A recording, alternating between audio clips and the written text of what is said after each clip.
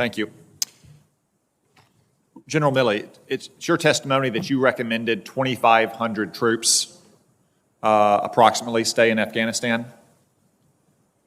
As I've said many times before this committee and other committees, I don't share my personal recommendations to the president, but I can tell you my personal opinion and my assessment if that's what you want. Yes, please. Yes, my assessment was back in the fall of 20, and it remained consistent throughout, that we should keep a steady state of 2,500, and it could bounce up to 3,500, maybe something like that, in order to move toward a negotiated, gated solution. Did you ever present that assessment personally to President Biden?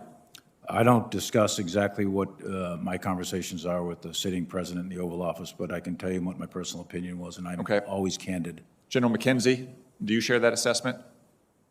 Senator, I do share that assessment.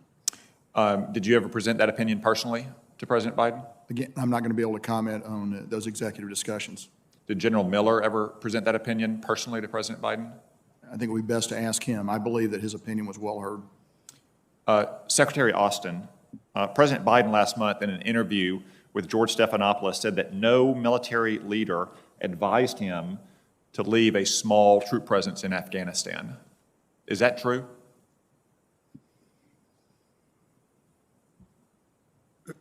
Senator Cotton, I believe that, well, first of all, I know the president to be an honest and forthright man. And secondly, it's a simple question, Secretary Austin. He said no senior military leader advised him to leave a small troop presence behind.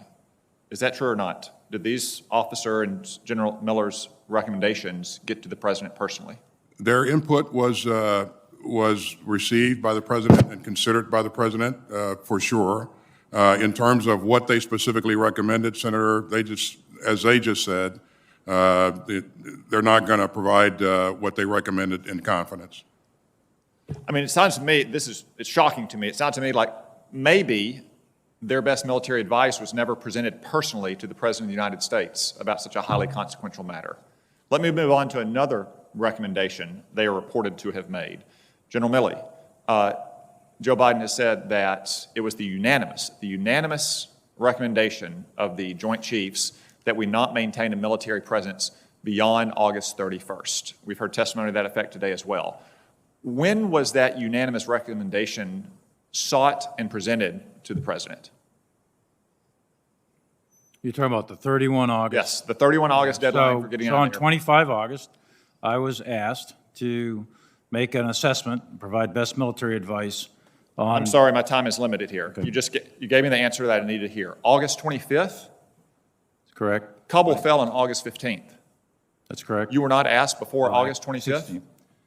On August 25th, I was asked to provide best military assessment as whether we should keep military forces past the 31st. Secretary Austin, was anybody asked before August 25th if we should keep troops at the Kabul airport?